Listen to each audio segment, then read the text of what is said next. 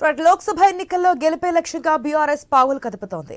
నేడు చేవెళ్లలో గులాబీ పార్టీ భారీ బహిరంగ సభ నిర్వహిస్తోంది. ఫరా కాలేజ్ గ్రౌండ్ లో సాయంత్రం 5 గంటలకు సభ జరగనుంది.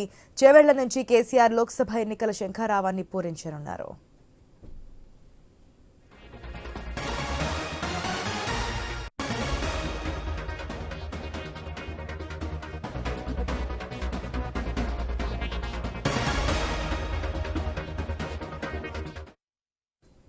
లోక్సభ ఎన్నికల్లో గెలిపే లక్ష్యంగా బీఆర్ఎస్ పావులు కదుపుతోంది.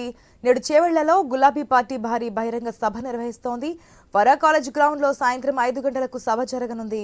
చేవెళ్ల నుంచే కేసీఆర్ లోక్సభ ఎన్నికల శంఖారావాన్ని పూరించనున్నారు. పూర్తి అప్డేట్స్ మా ప్రతినిధి మా బ్యూరో చీఫ్ రాజు ద్వారా తెలుసుకుందాం. ఎస్ రాజు, సాయంత్రం 5 గంటలకి చేవెళ్లలో ఉన్నటువంటి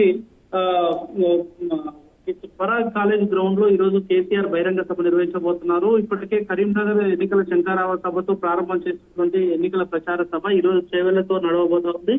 అయితే ఈ చేవెళ్లకు సంబంధించిన దాంట్లో ఇప్పటికే చేవెళ్ల సిట్టింగ్ పార్లమెంట్ సభ్యుడిగా ఉన్నటువంటి రంజిత్ రెడ్డి కాంగ్రెస్ పార్టీ చేరిన తర్వాత తెలుగుదేశం నుంచి బీఆర్ఎస్ లో చేరినటువంటి సాసాని జ్ఞానేశ్వర చేవెళ్ల అభ్యర్థిగా ప్రకటించడం జరిగింది. చేవెళ్ల అభ్యర్థికి సంబంధించినటువంటి గెలుపును కాంక్షించి ఈ రోజు బీఆర్ఎస్ పార్టీ భారీ బహిరంగ సభను ఏర్పాటు చేయడం జరిగింది. సో ఈ బహిరంగ సభకు సంబంధించినట్లు భారీ జనసమీకరణ చేసి ఖచ్చితంగా రాష్ట్ర ప్రభుత్వం వైఫల్యాన్ని ఎండగట్టాలని చెప్పేసి బీఆర్ఎస్ శ్రేణులు భావించే దీనికి అవసరమైనటువంటి కసరత్తులు ఇప్పటికే చేశాయి.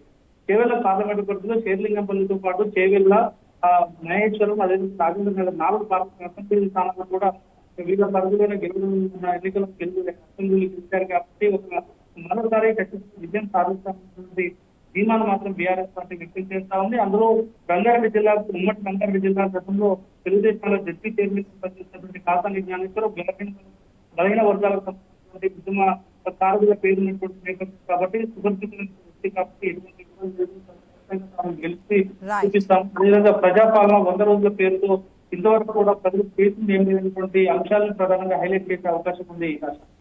Right Raju, thanks for the update.